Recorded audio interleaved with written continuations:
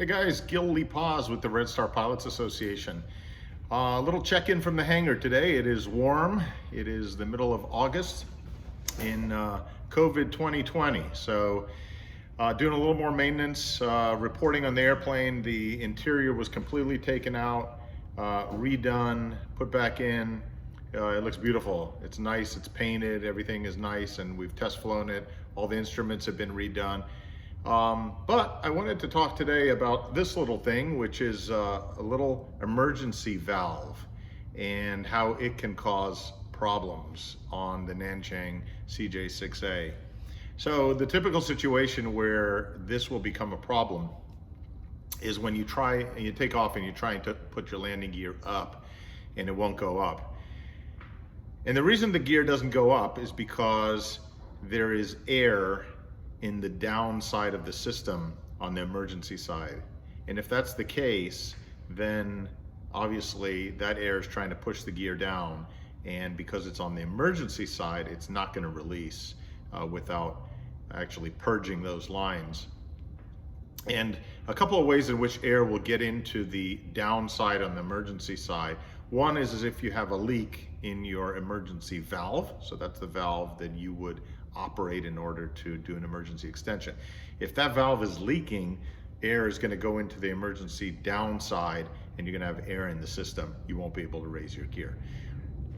One of the more common ways in which that happens is when you have a problem with this little emergency valve, and that is because it gets gunked up, and what will happen is that air from the regular side of the system will actually bypass the little rubber seal in here and enter the emergency side of the system, causing the same symptoms. So I wanted to show you on this schematic, and a lot of us are used to this schematic.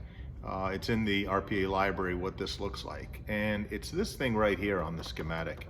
So you can see it looks that shape.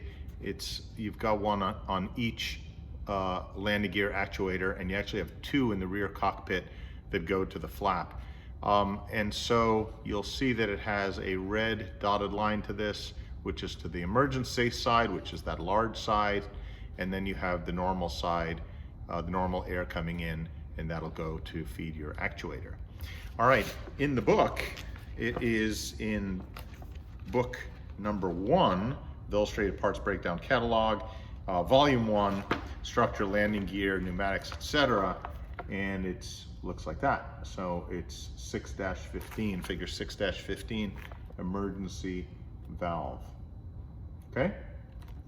So here's what it looks like on the outside. It's got the fat part, which is the emergency air side, and then it's got a spring inside, and it has this little piston, which has a rubber seal. And even if the rubber seal is good, in good condition, it still could be gunked up with the oil and stuff that gets inside our pneumatic lines, and air will penetrate to the other side.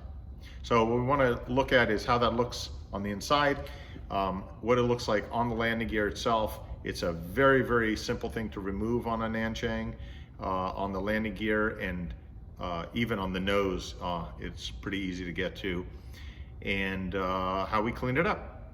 So that's next. So here we're taking a look inside the left main wheel well, and we can see this emergency valve. So you've got a couple lines going into it. This is the emergency line. You can tell it's the emergency line because it's going into this fat part on the emergency valve, and that's your main air line. And of course it connects to the actuator right there. So you've got 3 B-nuts. One B-nut you have to remove there off the actuator. You've got a second B-nut in the back and a third B-nut. Okay, the third valve is found by opening this panel on the left side of the fuselage. And if you take a peek inside here, you'll see it right against the wall there. Okay, so we're going to secure this emergency valve inside our vise, hold it nice and snug, and you want to make sure, of course, that you're not clamping down on this nipple. And then take your 22mm wrench, and this is usually very hard to remove, so it might take a little bit of encouraging. I've already loosened it, so off it comes. third one that I opened from the nose actuator. And when I removed the cap, what's interesting is that this little plunger that's on a spring is stuck. It didn't pop out. So it could very well be that this is the culprit and that it's staying down, allowing air to bypass this little rubber seat and into the emergency side. So we'll clean it out, we'll check the spring and replace as needed. So here is the one that seems to be causing a little trouble. And when I put the spring in here, and I put the little piston in there, it just gets stuck. And this is after I've cleaned it. So I have another one, which is a spare, and I'll show you if I put the spring in the spare one and put in the plunger, it pops right up. So I think I'm going to replace this one that was on my nose actuator with my spare, which seems to work very nicely, and that should fix the problem. Well, thanks to Murphy's Law, the third emergency valve that I took off and checked, which was the nose one, was the one with the problem.